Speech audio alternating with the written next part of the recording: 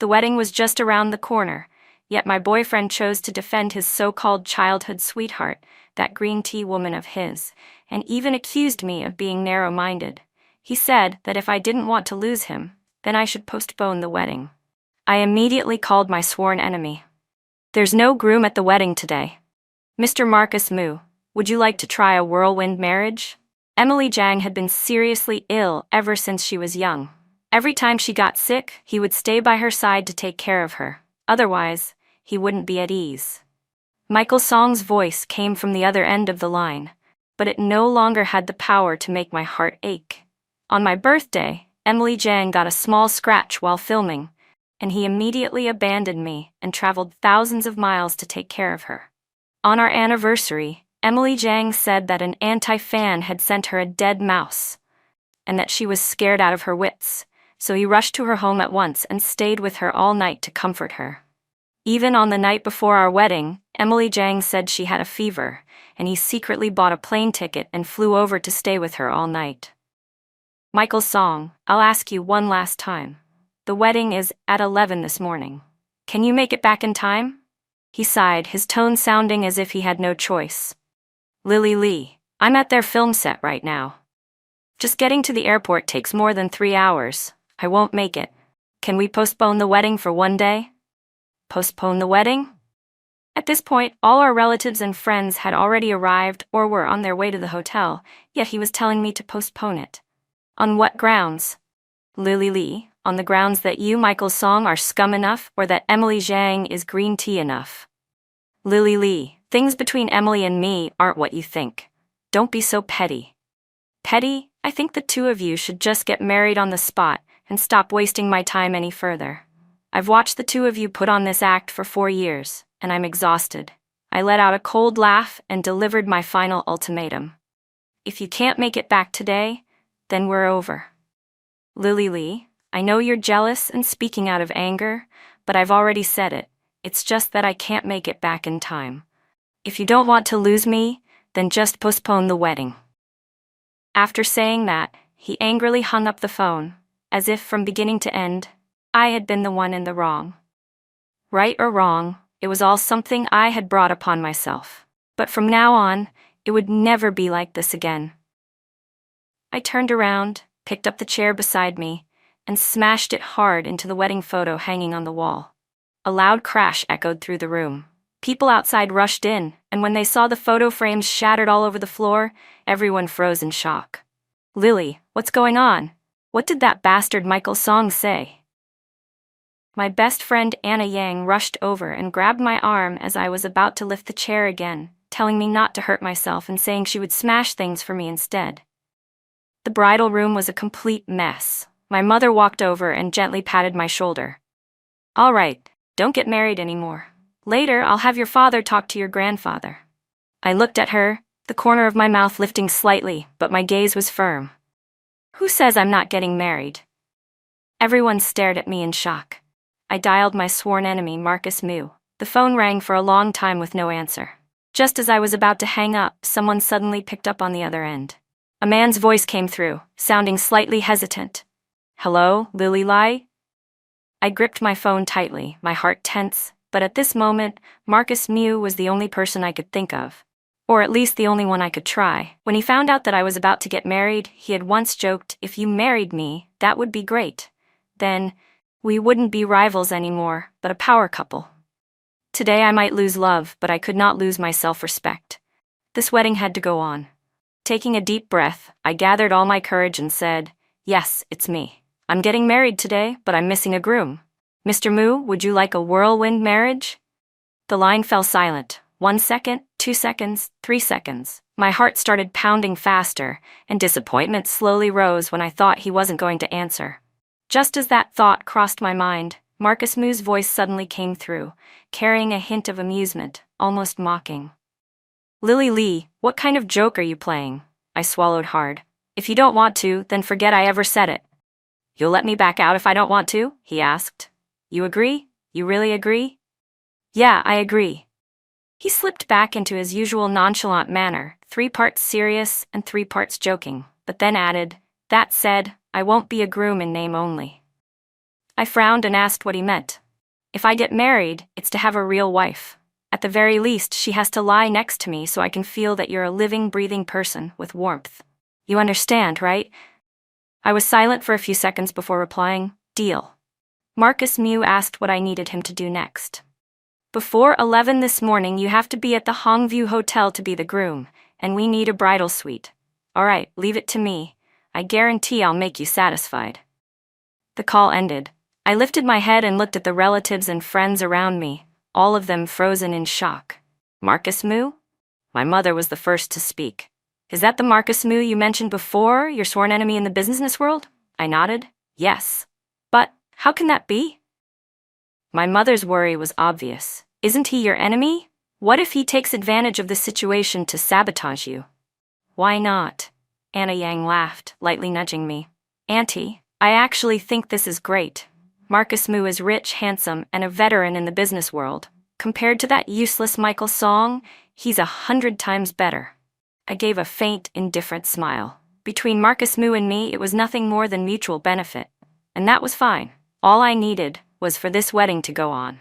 I could not let myself lose face because of Michael's song, and even more so, I could not let my family be humiliated because of me. Michael Song's parents called me, trying to persuade me to postpone the wedding until tomorrow on his behalf, saying that he truly couldn't make it back in time. They warned me that if I insisted on not postponing it, and there was no groom at the wedding, the ones who would lose face in front of everyone would be me and my family, and that the Song family would not attend at all. I replied directly that the wedding would not be postponed. They assumed I was just throwing a tantrum and harshly criticized me for being stubborn and not thinking things through. Michael Song's mother even said with certainty, "The daughters-in-law of the Song family, generation after generation, have always been obedient and gentle. Lily, if you want to marry into the Song family, you need to learn to be soft, to stop being so headstrong." I hung up immediately, not bothering to listen to another word. Marry into the Song family? In their dreams. My parents have only one child, me. Because they loved me, they felt that the apartment allocated to Michael Song as a university lecturer was far too small, so they bought a neighboring townhouse within our own residential community to serve as our bridal home. The plan was that after the wedding, once we registered the marriage, the house would be jointly under our names. The Song family had happily accepted this arrangement. That was why our bridal home was only a few houses away from my parents' place. After smashing all the photo frames, I returned home and let the makeup artists begin their work. They started at 7:30 in the morning, and by 9:30, I was already dressed in a stunning wedding gown. Although there was no longer the romantic wedding motorcade we had originally planned, according to tradition, I still had to depart from my parents' home and head to the hotel. I knew very well that even though I had temporarily invited Marcus Mew to be the stand-in male lead, today's play could only be carried by me alone. No matter what, I had to make sure this wedding went on, and that it was grand. What I didn't expect was that just as we were about to set off, Marcus Mew had already arrived. Suddenly, the crisp sound of firecrackers rang out, and the air filled with joy and celebration. My second bridesmaid, Vivian Wang, ran into the room, beaming. "Lily, President Mew is here. There's a really long wedding motorcade downstairs." Outside, my second aunt cheerfully pulled at my second uncle and urged him, "Why are you still standing there? Hurry up and come out. Hurry downstairs and welcome the new groom," someone urged. "That's the custom in our family. If the eldest daughter of the elder uncle gets married, the elder uncle and aunt go out to receive the groom. If it's the daughter of a younger uncle or aunt, the elder uncle and aunt also come forward to welcome him. As for the bride's own parents, they sit and wait in the main hall on the first floor, waiting for the groom and the in-laws to enter together." I immediately ran barefoot to the window and looked downstairs. A long line of white luxury cars was parked neatly along the curb, forming an incredibly grand sight. My uncle and aunt were already standing at the door, personally welcoming the groom and the wedding procession. "Vivian, hurry and help me put on my shoes." I turned and sat down on the bed. I had no idea what Marcus Mew was planning, so I quickly tidied myself up and went downstairs.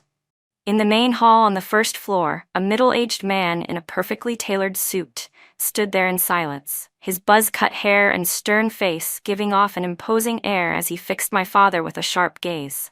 He was Marcus Moo's father. I had run into him a few times before in the business world. As for Marcus's mother, this was my first time meeting her. She looked gentle and dignified, though her smile was almost overly radiant.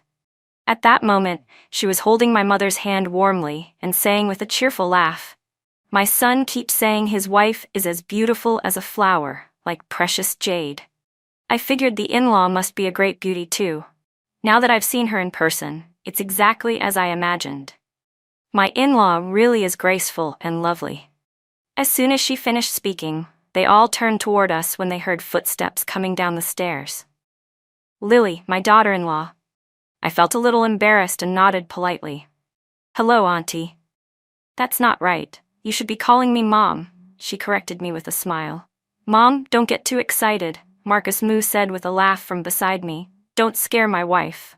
He took long strides toward me, and I immediately grabbed his hand and dragged him straight into an empty room downstairs, shutting the door behind us as I turned to question him. "Marcus Moo, what exactly are you trying to pull?"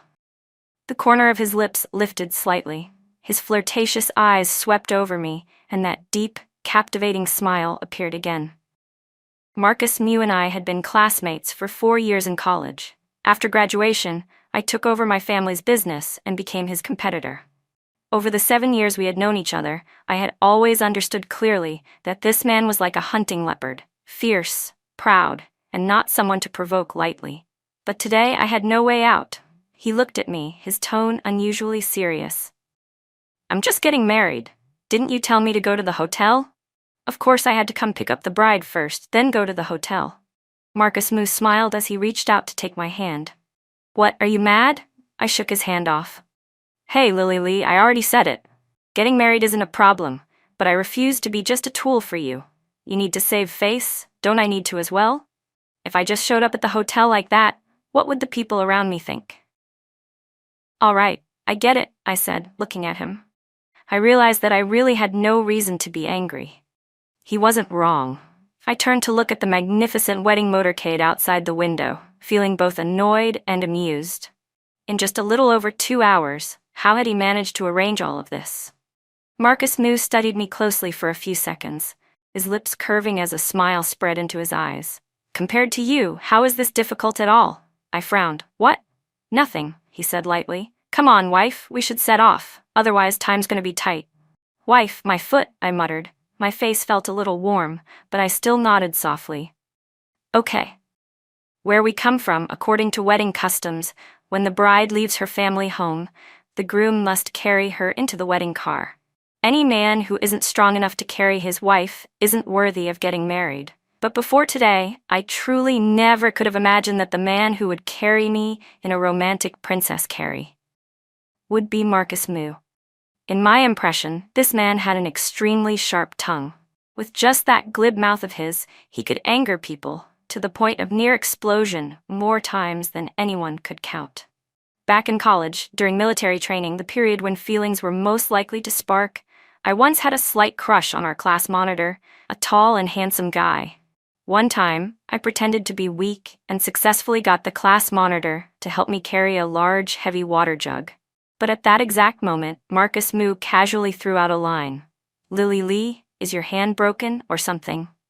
The kind-hearted class monitor quickly said that everyone was exhausted after training and that the water jug was heavy, so he was just helping me out.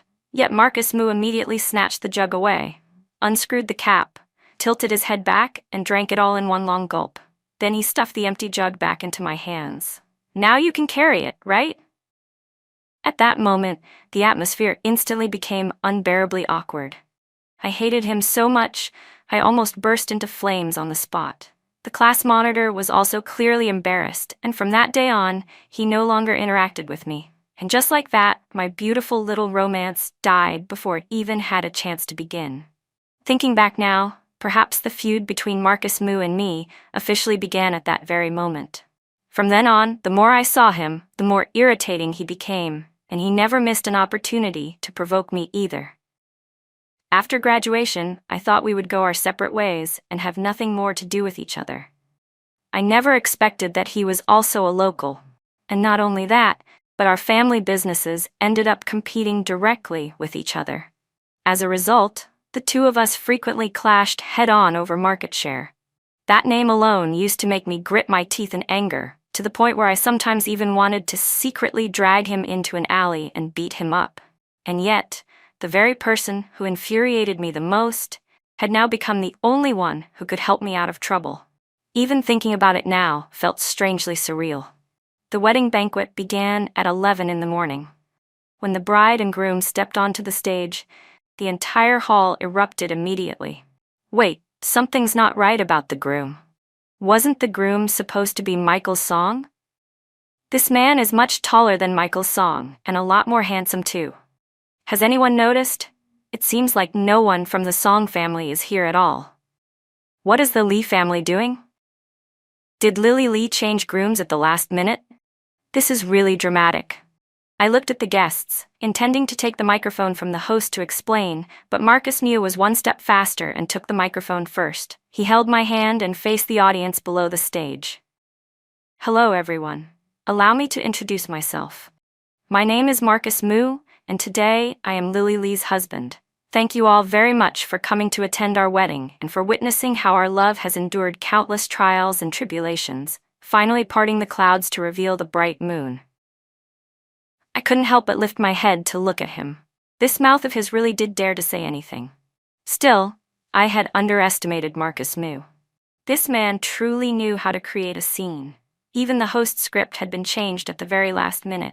Next, the host spoke non-stop, recounting our so-called love story, how two evenly matched rivals had met as fated enemies, how we had shared 7 tumultuous years of love, how supporting characters had appeared along the way, but were merely catalysts that helped us realize our true feelings, how true lovers are destined to meet no matter the distance, while third parties were nothing more than clowns passing through. If no one knew what had happened before today, they would have thought that from beginning to end, the only protagonists of this wedding had always been Marcus Mew and me, with absolutely nothing to do with Michael's Song. Fortunately, the Song family had truly meant it when they said they wouldn't come. No one from their side showed up at all. Otherwise, those words might have infuriated them so badly that they would have fainted on the spot. Originally, Michael's Song and I had prepared a few small surprises for the wedding, but now that the groom had been replaced, all of that instantly became meaningless. Fortunately, although Marcus Mew had a vicious tongue, he was also a master communicator. With sheer force, he turned what could have been an awkward, stiff wedding into a celebration that was both romantic and humorous. It could be considered that this hurdle had been smoothly overcome. Next came the ring exchange. I had prepared in advance, planning to casually use the rings that were originally meant for Michael's Song and me to get through the ceremony. Whether they fit or not, Marcus Mew would just have to put one on. However, when the ring box was presented, I suddenly froze. This box did not belong to Michael's Song and me. I looked at Marcus Mew in shock.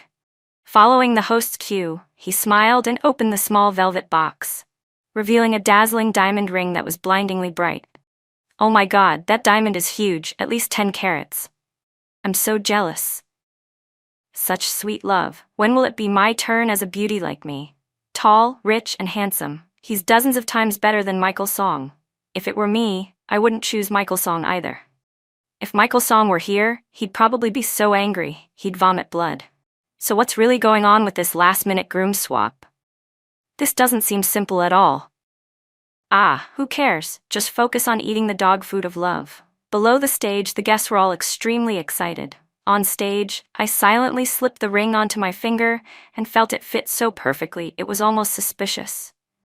A strange sense of panic suddenly rose in my chest. At that moment, the host smiled and now we invite the groom to give the bride a seal of love, also known as a passionate kiss. Is everyone looking forward to it? Yes. Louder, are you looking forward to it? Yes. I turned to look at Marcus Mew, intending to remind him that he only needed to go through the motions. Just as I was about to tilt my face so he could kiss my cheek, he suddenly bent down decisively and pressed his lips straight onto mine.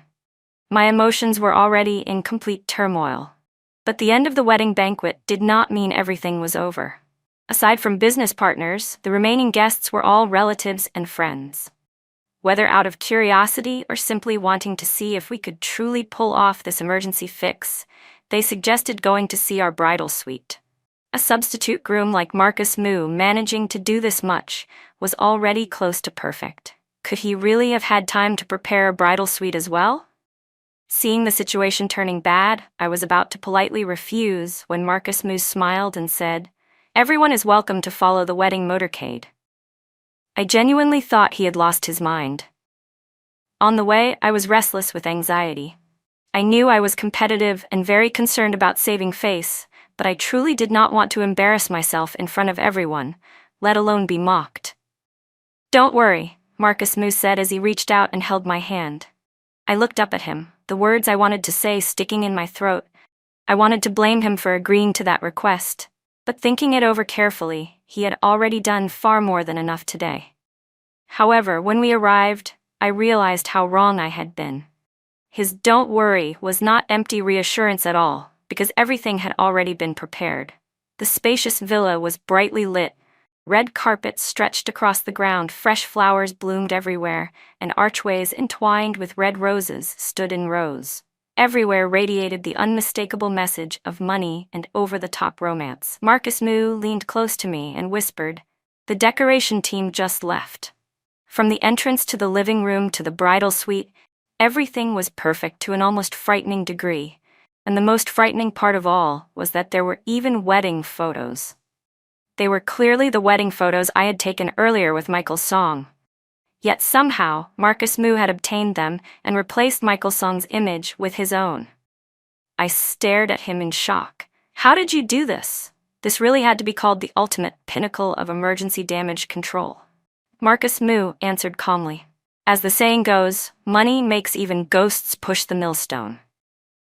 This time, I truly believed it. After being busy with the wedding all day, I was completely exhausted. After taking a shower and changing into a soft nightgown, I didn't bother being polite at all, and climbed straight onto the 3-meter-wide wedding bed, sprawling out so completely that I couldn't even be bothered to move my toes. Not long after, Marcus Moo finished showering and came out. I sat up and stared at him, my voice lowering. "The wedding photos, how did you get them? I still haven't figured that out." Marcus Moo held a towel and slowly dried his hair. His damp, slightly messy hair hung down over his brows, making the sharp, masculine lines of his face stand out even more. He looked at me with the towel in his hand, the corner of his lips curving slightly. "If I said Michael Song gave them to me, would you believe it?" "What?" I was so shocked that I sprang upright. "He gave them to you? How is that possible?" He pressed his lips together and stood by the bed, his eyes carrying a hint of a smile that I couldn't tell was real or fake. "Take a guess. If you don't want to, then forget it." He stepped closer. I immediately turned away, my lips moving slightly. My throat felt dry, but I still forced myself to speak. "I want to sleep alone tonight?" "You mean you want to sleep separately?" He stood by the bed, raising an eyebrow as he looked at me. I turned back to meet his gaze. "Is that okay?"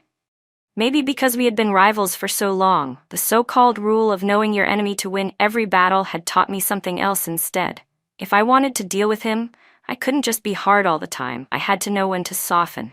He looked at me for a moment, clenched the towel in his hand and said, 3 days. Is that acceptable or not?"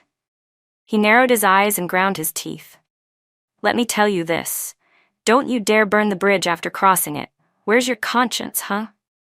With that, he turned around and walked out.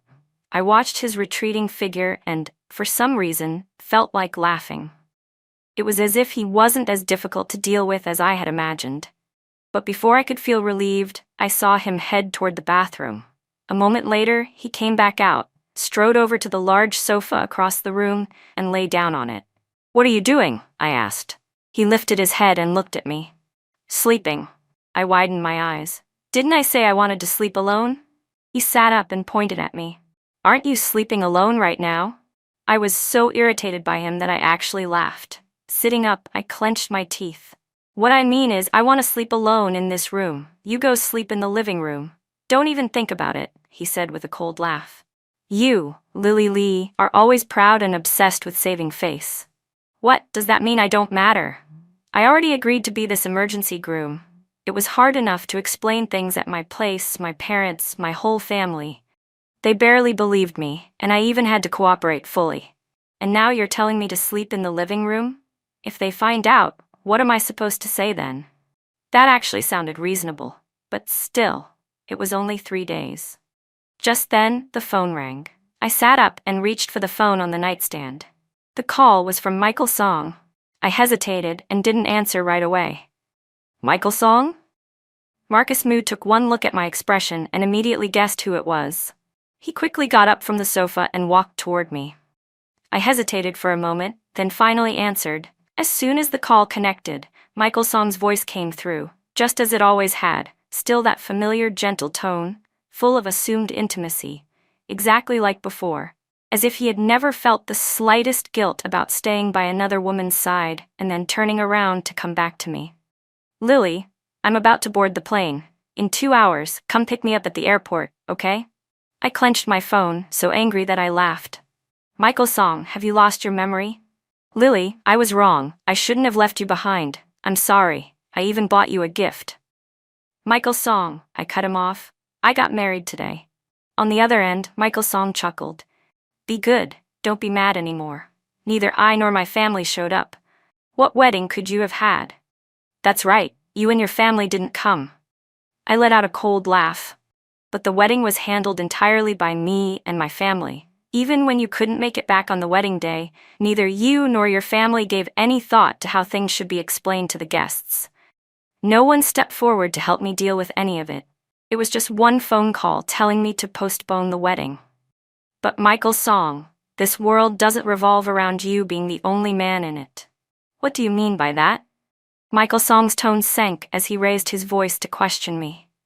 Lily Lee, what exactly are you trying to say? At that moment, Marcus Moo reached out his hand. I hesitated briefly, then handed the phone to him. Marcus Moo and I might not have a future together, but there was one thing I was certain of. I would never turn back to Michael Song again. Lily Lee, say something, Michael Song urged. Say what? Marcus Moo's low voice came through, carrying a hint of amusement. He turned on speaker mode and said slowly, in the middle of the night, if you want someone to pick you up, then go find whoever you want. Don't order my wife around. You, Michael Song cried out in shock. Marcus Moo? Is that Marcus Moo? Oh, just calling my name is fine. I'm not your father, Marcus Moo replied lightly. Michael Song immediately exploded in anger. Who are you calling your wife, you bastard? You even took Lily's phone, Marcus Moo said calmly. Michael Song, my wife is, of course, Lily Lee. Don't play dumb. You know exactly what you've done. Don't bother my wife again. Otherwise, the one who won't end well will be you. Lily Lee, Marcus Moo, you two are traitors. Michael Song shouted. Marcus Moo decisively hung up the call, but very quickly, the phone rang again. It was still Michael Song. This time, I directly blocked the number. That night, I felt completely exhausted, both physically and mentally, yet my mind was unusually clear. I thought I would be awake all night, but at some point without realizing it, I fell asleep. When I woke up, soft light filtered through the curtains. I jolted upright and grabbed my phone. It was already past 9 in the morning. I jumped out of bed at once. According to local custom, on the second day after getting married, I had to return to my parents' home. I quickly washed up, but then suddenly remembered that I had only brought one change of clothes with me yesterday. I pressed my forehead and let out a quiet sigh. I planned not to shower again, just do some light makeup and leave right away. But when I stepped out, I was surprised to see a neatly folded set of clothes laid out on the sofa. From the inside out, everything was exactly my size. I couldn't help but laugh. This man, who would have thought Marcus Moo could be so thoughtful? Suddenly, I realized that perhaps because we had been at odds with each other for so many years, I had subconsciously labeled him as someone unpleasant. I had only ever seen his sharp tongue and arrogance, never stopping to consider his other sides. I showered, changed, put on makeup, and then left the room. You're up, Marcus Moo said. Downstairs, he was working on his laptop. When he saw me come down, he immediately stood up and walked over, taking my hand. "You're dressed so neatly. Are you heading to work?" "No," I said, looking at him. I hesitated for a moment before continuing. "Don't you know? According to custom, today we have to go back to my parents' place. And besides, Grandpa didn't say anything at the wedding yesterday, but he's definitely still suspicious and angry. When we go back this time, we'll have to explain everything properly." "Oh, that," Marcus Moo said, momentarily stunned. Still holding my hand, he pulled me toward the dining table. "Eat breakfast first." He pulled out a chair for me to sit down, then brought out a pot of millet porridge with abalone, soup dumplings, hot steamed soy milk, and 2 soft-boiled eggs. He ladled a bowl of porridge for me. I took a bite.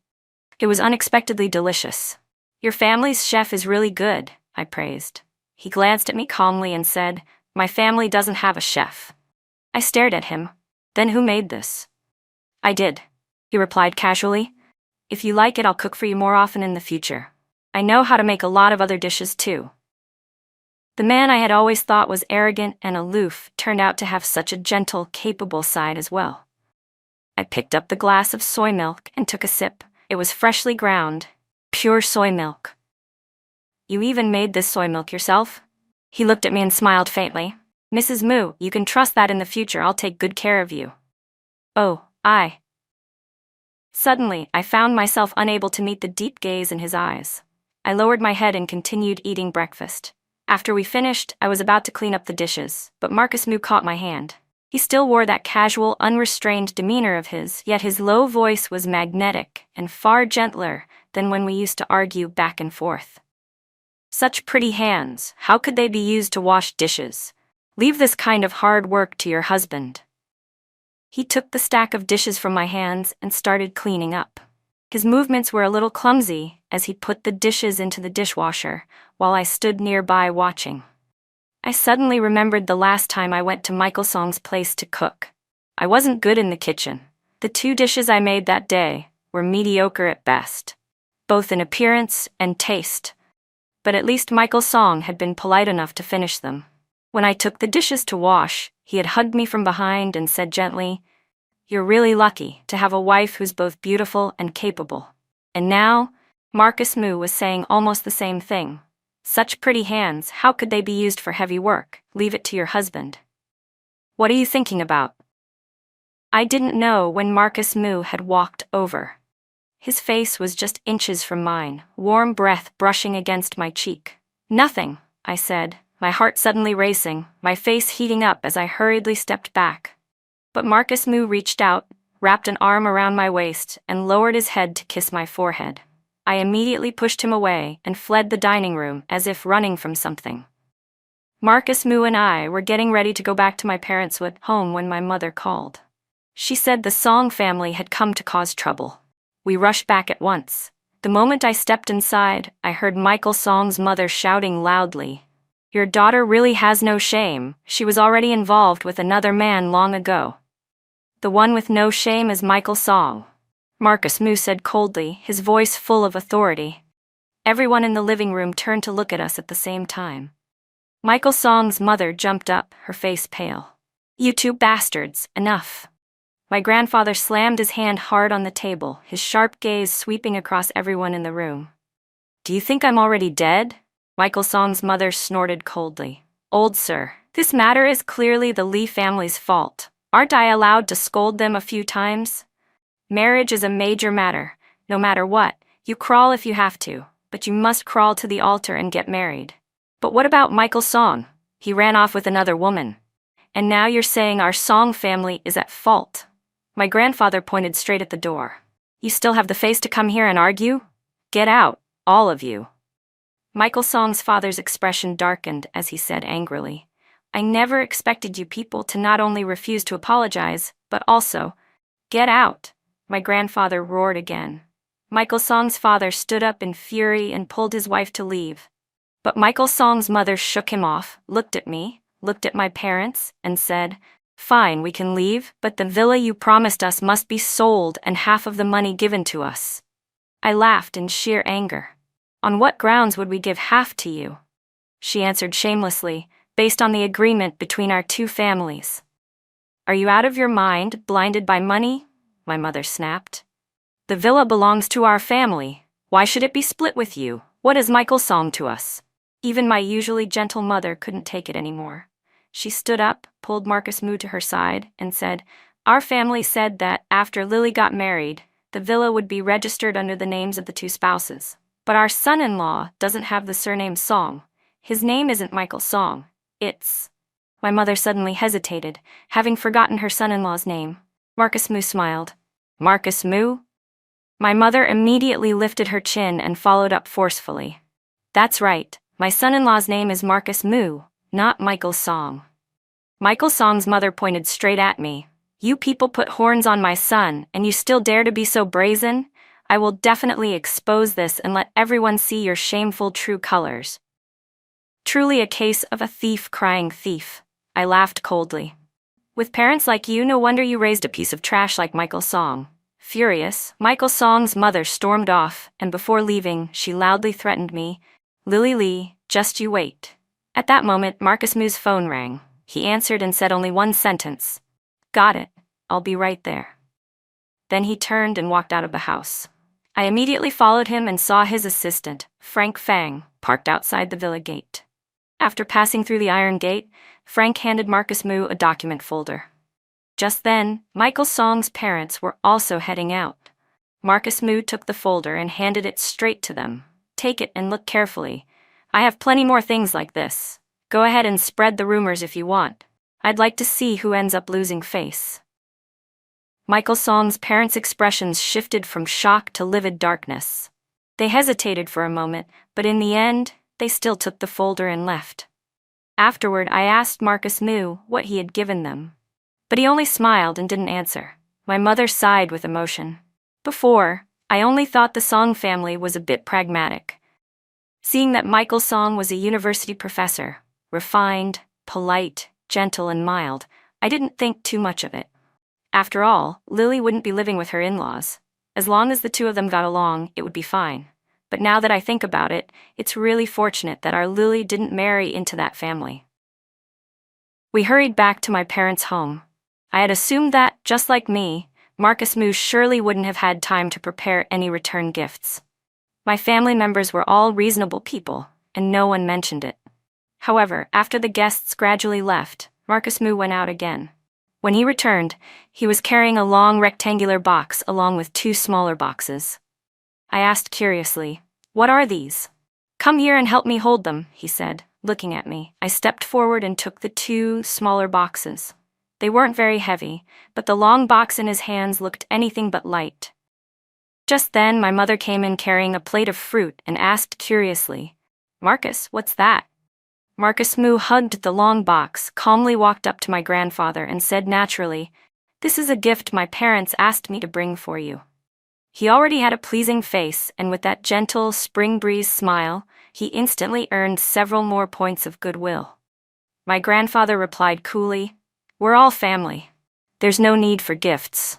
After all, to an unfamiliar son-in-law, the old man couldn't exactly be said to feel much affection. "It's just a small token," Marcus Moo said politely. "I heard you like collecting jade. The elders in my family have had their eyes on this piece for a long time. They've looked at it so much they're tired of it, so they asked me to bring it here, hoping you'll like it." Hearing this, my grandfather showed a flicker of interest. "Jade? All right, let me take a look." Marcus Moo opened the box. Inside lay an exquisitely crafted green jade ruyi. My grandfather's eyes immediately lit up. He slowly reached out to take it, admiring the perfect grain, clear, smooth to the touch, truly a precious piece of jade. Marcus Moo smiled. "I'm very glad you like it," but my grandfather refused. "It's too valuable. Take it back. The most precious thing of the Lee family has already married into the Moo family. What does a small jade ruyi matter compared to that?" "Grandpa, if you truly accept me as your grandson-in-law, then please accept this small gift," Marcus Moo said with a gentle yet sincere smile. This guy, I had almost forgotten about his sharp tongue. But truth be told, this jade ruyi really suited my grandfather's taste. In the end, he accepted it. The two remaining small boxes were opened next. One contained top-grade big red robe tea, my father's favorite. The other held a classical jade hairpin, exquisitely crafted and perfectly suited to my mother's fondness for wearing traditional Han-style clothing. I truly couldn't figure out how Marcus Moo had managed to learn everyone's preferences in my family so precisely. It was honestly mysterious. Marcus Moo sat with my father, drinking tea and discussing the art of tea with remarkable fluency, just like a seasoned tea connoisseur. At the same time, he played chess with my grandfather for a full 2 hours. Their match tense like a meeting of evenly matched rivals, yet at the crucial moment he lost discreetly, without exposing a single flaw. Even when my mother sat watching Korean dramas, he was able to chat with her about the background and acting skills of the male actor she liked, even saying that he admired that actor as well. In just one day, Marcus Moo managed to make my father, my mother, and my grandfather all genuinely happy. Even the way they addressed him changed from distant and formal Marcus Moo to affectionate Moo and Moo. I was truly speechless. I had never met a man who could be this green tea level smooth. That evening, when we were about to leave, my grandfather specifically reminded me, "Lily, Moo is a good child. From now on, the two of you must live in harmony." "That's right," my mother chimed in. "Marriage isn't something you can joke about a second time. Don't give people something to laugh at. Tomorrow, you two should go register your marriage." As she spoke, she turned to Marcus Moo with a beaming smile. "Moo, after you get the marriage certificate tomorrow, remember to come home for dinner in the evening.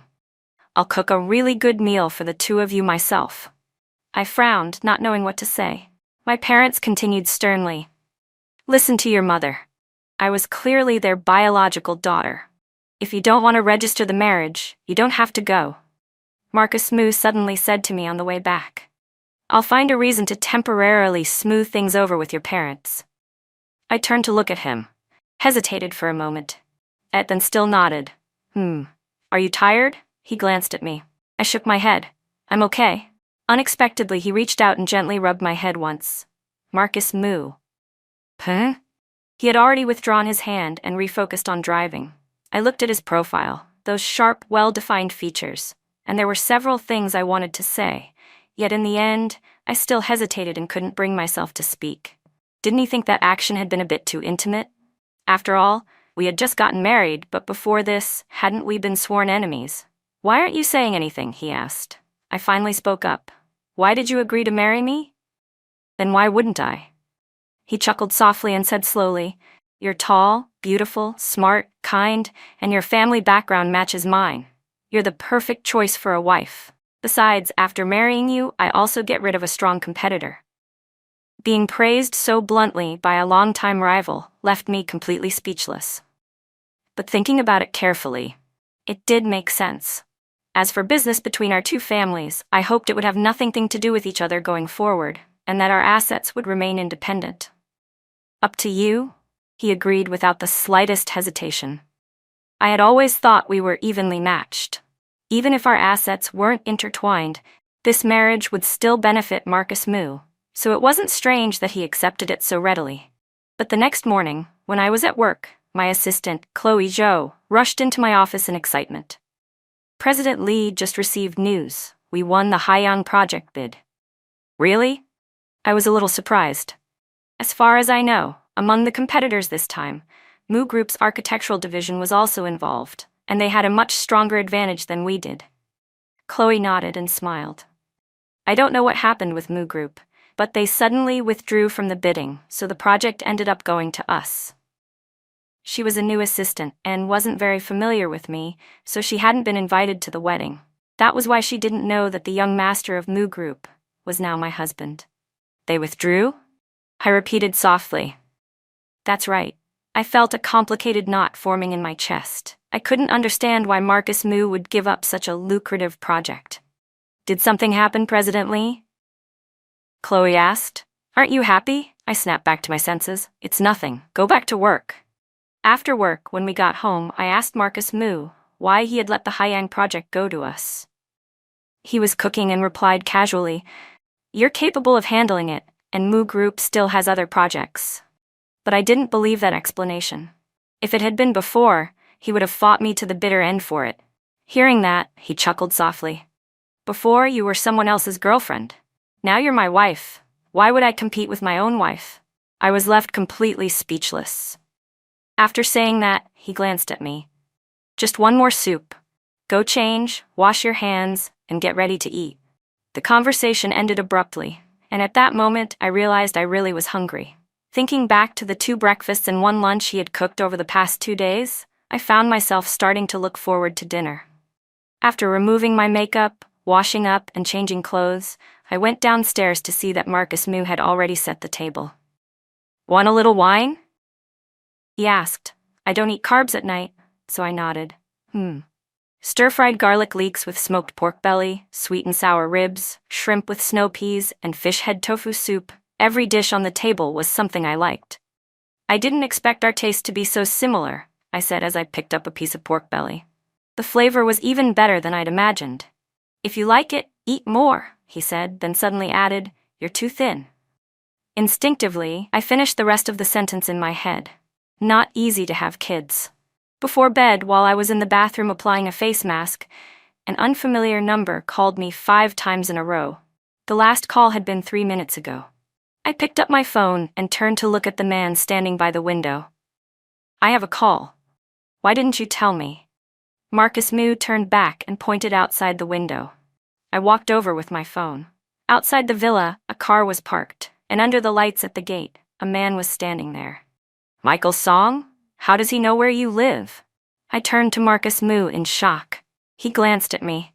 With so many people at the wedding, how could there not be someone who likes to meddle? Meaning Michael Song had found out from someone. My phone vibrated. I opened it. It was a message from that unknown number. Lily, I'm at the gate of Marcus Moo's place. I know you're looking at me. Come down. I have something I want to say to you. I stared at the message, my feet edging forward slightly. Marcus Moo watched me intently. You want to go out? I didn't reply. The phone vibrated again. If you don't come out, I'll stand here and wait. I'm begging you. I just want to talk to you one last time. I hesitated, then turned around. Marcus Moo immediately reached out and grabbed my arm, his brows lifting slightly. Have you thought it through? I nodded. Just this once. I'll go with you. Up to you. I stepped outside. The moment the gate opened and I walked out, Michael Song rushed toward me. Lily, you finally agreed to see me. But then his expression suddenly changed when he saw Marcus Moo standing behind me. His face darkened. Lily, I have something to say to you. He can't be here. The corner of my lips curved upward as my gaze shifted to the woman standing by the front of the car on the other side. An outsider like Emily Zhang can be here, but my husband can't? Husband? Michael Song stared at me in disbelief. So you two really were sneaking around behind my back. Lily Lee, you really are a shameless bitch. I swung my hand and slapped him hard across the face. The slap landed solidly. As soon as I struck him, my palm burned, and my whole body went numb. Michael Song was slapped so hard that he stood there stunned, clutching his face and staring at me blankly for several seconds. This is the last time, Michael Song. Stop acting, I said coldly. When you were sleeping with Emily Zhang, you should have already known it in your heart. His eyes flew wide open. You knew? Ask her, I said, jerking my chin toward Emily Zhang, who had been silent the entire time. Those filthy photos of the two of you were sent to my email by her. Michael Song's eyes widened even further as he turned to glare at Emily Zhang. You promised you wouldn't let her find out. Emily Zhang remained silent, but a bleak smile slowly appeared at the corner of her lips. For some reason, I suddenly found myself able to forgive her, because she was both detestable and pitiful. Save what little dignity you have left. This is the end. From now on, we go our separate ways. I turned and walked back inside. But behind me, Michael Song's mocking voice rang out. Marcus Moo, so you finally managed to pry loose someone else's wall. Feeling proud? My steps halted. I turned in shock to look at Marcus Moo. What? Marcus Moo stayed silent. Michael Song burst into laughter and pointed at him. I really should have guarded against you earlier. I should have known better. With that, he turned and walked away. Emily Zhang got into the car and slowly drove off after him, pleading for him to get in. However they tangled with each other after that had nothing to do with me anymore. I looked at the man leaning against the doorframe and asked, Who's the wall here? The corner of Marcus Moo's lips lifted, his smile reaching his eyes. Who else but Mrs. Moo? Did Marcus Moo like me? It was hard to believe. And even more baffling, how did Michael Song know? After we returned to the room, I kept pressing Marcus Moo about it.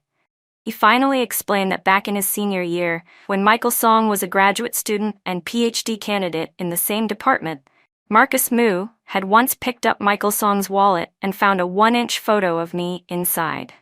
That was how he knew Michael Song liked me. The year I graduated, Michael Song and I got together. Knowing that Marcus Moo liked me, after we finished taking our wedding photos, Michael Song sent Marcus Moo a copy, along with a single line, "You can give up now." From that point on, Marcus Moo stopped paying attention to me. He lay sprawled on the sofa, staring straight at me without saying another word. It wasn't until I spoke that he finally reacted. "But weren't we always sworn enemies?" He frowned and snorted softly. "Who would bother being your enemy? There's nothing to it. I just like you, that's all." After saying that, he immediately lay back down on the sofa, closed his eyes tightly, and completely ignored me. Curious, I leaned in closer to take a good look and suddenly noticed that his ears were slightly red. Oh, was he embarrassed? A sharp-tongued man like him could actually be shy? That was eye-opening. "Marcus Moo, are you embarrassed?" I teased. "Come on, confess honestly, ha!" I laughed loudly. Watching my sworn enemy blush was truly one of the most satisfying moments of my life. Marcus Moo immediately sat up, grabbed my hand, and yanked me down onto the sofa. His whole body pressed against mine. Hey, you're heavy. Get off." I tried to push him away. He braced his hands on either side of me, half his weight bearing down, those deep, dangerous eyes staring straight at me. "Laugh again, and I'm sleeping on the bed tonight," he threatened. I swallowed hard and didn't dare make a sound. The next second, Marcus Moo let me go. I sprang up immediately, dashed to the bed like the wind, and pulled the blanket over my head. The atmosphere instantly turned awkward, but within that awkwardness, I fell fast asleep. The next morning, when Marcus Moo woke up, I woke up as well. He walked over to the bed, gently tugged at my blanket, and said, "It's still early. Sleep a bit longer. I'll wake you when breakfast is ready." I murmured, burrowing into the blanket and drifting back to sleep. When I woke again, it was already 6:50 a.m. I got up, washed my face, brushed my teeth, and put on a face mask. At exactly 7:10, Marcus Moo called me. When I went downstairs, breakfast was already laid out. After we finished eating, Marcus Moo said, "My mom says we should go back for dinner tonight. Is that convenient for you?" "It is," I replied. He smiled. "So today I'll drive you to work, and after you get off, I'll pick you up and we'll go home together." I thought about it for a moment and nodded. All right. But unfortunately that afternoon, when Anna Yang and I, along with the technical department manager, went to inspect a construction site, a stone suddenly fell from above and struck my head. It was an accident that came out of nowhere. There was a lot of bleeding, and I was rushed straight to the hospital. The diagnosis was a concussion, and the doctor required me to be admitted for observation. As soon as the examination was completed, Marcus Moo hurried over. Beneath his usually calm expression was worry he could hardly conceal. It was only after he heard the doctor explain my condition that his face relaxed a little. He went to take care of the admission procedures. I turned to Anna Yang and asked, "How did he know I was here?" Anna, the only suspect, just smiled. That was when I finally uncovered a shocking truth. "You two are cousins?" I stared at her in disbelief. "How many years have you been hiding this from me?" Anna gave an awkward laugh. "Well, haven't you always treated my cousin like your sworn enemy? Every time you mentioned him, you were grinding your teeth. But I swear, I've always kept work and personal matters separate. I've never leaked any internal company information to him. That I believed. But things about me, you must have told him plenty. My preferences, the food I like, those were all from you, weren't they?" Anna beamed. "Heh, he's my cousin. If I can help him, why wouldn't I?" I pointed at her. "Very impressive. The case is finally solved." Following the doctor's advice, I needed to stay in the hospital for 3 days of observation. I was assigned to a regular double room. That evening, both my parents and Marcus Moo's parents came to visit.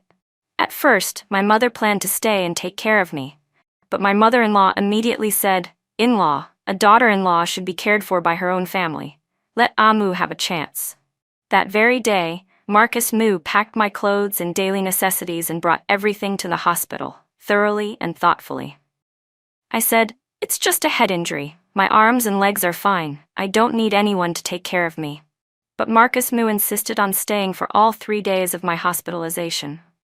From meals to daily routines, he handled everything himself. The only thing I could still do on my own was wash my clothes. I had always thought he was the arrogant, free-spirited type. I never expected that when it came to taking care of someone, he would be so meticulous and patient. On the 4th day, after another checkup, the doctor informed me that I could be discharged. However, there was an urgent matter at the company, so Marcus Moo had to go deal with it. As a result, my mother-in-law came to the hospital to help me with the discharge procedures. "Lily, does your head still hurt? How about staying 2 more days?" "It's okay, Mom. The hospital isn't as comfortable as home," I said with a smile. That made sense. I was about to get up to pack my things when she immediately stopped me. "Sit still. Let me do it." "Thank you, Mom." My wound throbbed slightly. Just shaking my head made it sting sharply, so I obediently stayed seated. My mother-in-law was very gentle, even her voice soft and soothing. Unable to suppress my curiosity, I asked, "Mom, you're not originally from here, are you? Your accent sounds a little different." "That's right," she smiled at me. "Our family isn't local, didn't you know? Marcus Moo isn't from this city either?" I was a little surprised. "That's right," she said, putting the items down and sitting beside me, taking my hand. I felt a bit confused. She then smiled warmly. "There's something I've always wanted to tell you." "What is it?" I asked. She said, Moo studied business management so he could take over the family business, but in his 2nd year of college, he suddenly asked his father to shift the focus of the family's business focus over here. It just so happened that his father had a friend who was investing in a major construction project in this city and wanted his father to come in as a partner. That's how our family gradually shifted the center of our business here. "So that's how it was," she continued. "For his father it was work. But for him, there was another reason. It wasn't until 2 years ago that I found out there was a girl he liked in this city. That was why he insisted on moving here." "A girl he liked? Was that me?" She let out a soft sigh. "Before you two got married, Anna Yang told me that the girl Moo liked was about to get married. The night before your wedding, I was so worried that I went to see him. At that time, his computer was filled with wedding photos. I thought the girl in those photos must be the one he loved. It was just a pity that she was about to belong to someone else." At that point, she smiled faintly. I never expected that the next morning he would suddenly call me and say he wanted to get married. I couldn't help laughing. "And then what happened?" "I was completely flustered," she said. "I thought he'd gone crazy. I asked him who he planned to marry, and he said, 'The woman I love.' From the excitement in his voice, which he couldn't hide at all, I knew it was real. He told us not to ask too many questions because time was tight, just follow his arrangements and prepare." She paused, her eyes turning slightly red. "My son stopped crying when he was 5 years old. But that night, when I went to see him again, I found him drinking alone and crying." She looked at me gently. "Lily, I hope you'll cherish him. He truly loves you, very, very much." Marcus Moo had cried because of me. That was a shocking revelation. I pressed my lips together and replied softly, "I will cherish him." As soon as we left the hospital, Marcus Moo arrived. My mother-in-law said, "Lily won't be able to go to work for a while anyway. Why don't you come stay at my place for a bit? You won't have to worry about meals, and I can take care of you." Live with my mother-in-law? She did seem very kind, but we still weren't that close yet. Before I could even refuse, Marcus Moo spoke first. "There's no need, Mom. I can take care of my wife myself. You should go home first. We'll head back too." After saying that, he picked up my luggage and pulled me into the car. On the way back, I kept glancing at him from time to time, trying to imagine what he looked like when he cried. Just thinking about it made me laugh quietly. Finally, Marcus Moo couldn't take it anymore. "Lily Lee, if you took the wrong medicine, say the word. We can still turn around and go back to the hospital for a stomach pump." I laughed even harder, so hard that my head started throbbing in waves. "You're really sharp-tongued, even to a patient. Do you think that's appropriate?" And you looking at your husband like he's an idiot? That's appropriate? He shot me a glare at a red light. Confess honestly. Tonight I'll make something delicious for you. And if I don't confess, then I'll still make something delicious for you, Marcus Moo said, pursing his lips. Well, doesn't that settle it? I shrugged smugly and laughed out loud. That night, before going to bed, Marcus Moo paced back and forth by the bed, clearly plotting something. According to our earlier agreement, he had given me 3 days to sleep on my own. Now, he felt it was time to return to the nest. Honestly, if I hadn't known that he liked me, I probably would have tried to delay it a bit longer. But thinking it over carefully, a man over 6 feet tall, handsome, rich, capable, who doted on his wife and had secretly loved her for so many years, how many men like that were there in the world? Maybe I should give it a try. I climbed onto the bed first and looked at him. When you sleep, you don't roll around and accidentally hit my head, do you? How could that be? He widened his eyes, then raised his hand and made a solemn oath. I sleep very properly. I absolutely don't move around. I patted the spot beside me. Then come up and sleep. Gladly, he said, immediately climbing onto the bed and lying down next to me, even carefully promising, you can sleep without worry. I won't touch your injury, he said. I closed my eyes and hummed softly. All right then. But the very next second, he suddenly leaned over and placed a light kiss at the corner of my lips. Good night, my wife. That really was too unexpected. I stayed home to recover for a few more days. During that time, aside from the moments when he had to go out for work, Marcus Moo spent most of his time with me. The injury wasn't serious. It took just over a week before the stitches were removed. The doctor had shaved a small patch of hair around the wound, and I thought it looked awful, so I wore a wig whenever I went to work. Marcus Moo said my wound hadn't fully healed yet and wouldn't let me eat random food. 3 meals a day, he cooked everything himself without complaint. When he was too busy, he had his mother bring food to the company for me instead. Because of that, the entire company ended up knowing that my husband was the young master of the Moo family. What was more, my relationship with my mother-in-law was very harmonious. In fact, the person she was closest to wasn't me, but my own mother. Lately, whenever my mom called me, the phrases I heard most often were, "Your mom and your mother-in-law are going to get their hair done together. Your mom and your mother-in-law made an appointment to get their nails done. Your mom took your mother-in-law to a Hanfu event." Or your mom and your mother-in-law went traveling together again. Out of 10 sentences, at least 3 were about my mother-in-law. As for me, I was practically about to be spoiled into a useless person by Mr. Moo. I realized that ever since being with him, I had grown increasingly lazy. Even blow-drying my hair after washing it was something he did for me. Ever since that one time between us, even my underwear had been completely taken over by him. One morning, while he was cooking, I sneaked up behind him and hugged him softly, asking in a low voice, "Marcus Moo, are you deliberately trying to spoil me into a useless person?"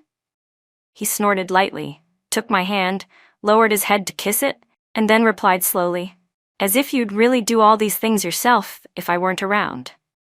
Well, that was actually true. I giggled.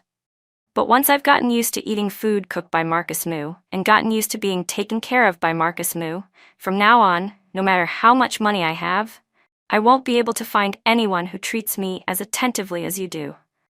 You're just trying to spoil me into being picky, so we'll see whether I can even survive without you. I pouted. Then what if someday you change your heart and abandon me? Wouldn't I be miserable? Change my heart? He laughed softly. Give me a break. I got through 7 years of unrequited love. Now that I've finally got you, do you really think I'd let go? He turned around and lowered his head to kiss me. His voice was firm. Don't even dream about it, Mrs. Moo. You can't escape. Oh, really? Then I'll gamble once, bet everything on this ending. Marcus Moo and I still hadn't registered our marriage. I didn't know what he had said to convince his family, but they never once urged us about it. He said he would wait until the day I truly thought it through and wanted to walk through the rest of my life with him. Then we would go register our marriage. 4 months after the wedding, I became pregnant. On the day of my prenatal checkup, I looked up at the winter sun reflected above me, warm sunlight melting snow, dazzling and bright. I lowered my head and looked at the man tightly holding my hand, then suddenly spoke. Marcus Moo, let's go register our marriage. I knew he always carried both our household registration documents, already prepared and kept in the car. He had always been waiting for this day. Really? He asked again, overwhelmed with joy. I had thought he would ask whether I was deciding to marry him because of the baby. But from the moment we completed the procedures to the very end, he did nothing more than pull me into his arms, let me go, lower his head to kiss me once, and then say excitedly, "Thank you, my queen, for granting this humble subject a proper title. Thank you, Mrs. Moo. Mr. Moo truly loves you, and he will love you more and more with each passing day." We hadn't even made it home yet when, in the car, he had already taken a photo of our marriage certificate along with the ultrasound report and posted it to his Moments with the caption, "I, Marcus Moo, have finally made it to the official position thanks to my child."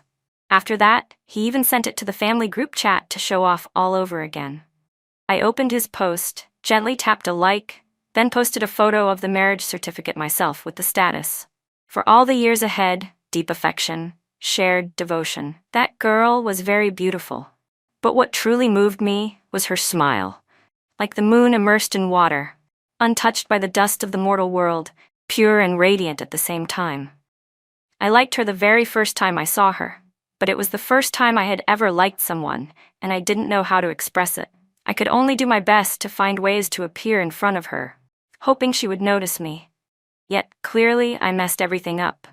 She thought I was deliberately picking fights, even believed I hated her and was intentionally opposing her. That wasn't the case at all. I liked her, so much that on quiet late nights, when all my roommates had gone out, lying alone on my dorm bed, just thinking about her was enough to lift my mood. I really, truly liked her. But she kept telling others, "Marcus Moo, that annoying guy." She genuinely hated me. Because of that, I never said a word about the things I did for her. I was afraid she would hate me even more. After all, if someone you dislike does something for you, you probably wouldn't feel happy about it either. I didn't know what else to do. I only knew that I still wanted to keep liking her, and that I liked her more and more each day. I was poisoned by a love branded with the name Lily Lee. In our graduation year, her thesis was lost when her computer got a virus. I helped her restore the system and recover the paper. That time, I personally went to help her, so it was impossible for her not to notice. She looked at me again and finally, a bit awkwardly, said, "Marcus Moo, thanks this time." I replied coldly, "It's nothing." But only I knew how happy I felt every time she looked at me. It was the first time I realized that my name could actually sound so pleasant when spoken from her lips. And yet, I still felt that the name Lily Lee was the most beautiful of all. So beautiful that I would never forget it, engraved deep into my bones and heart forever. Bookmark, did you stay because you believed in love, or because you feared being alone with the truth? Love and Lies Story.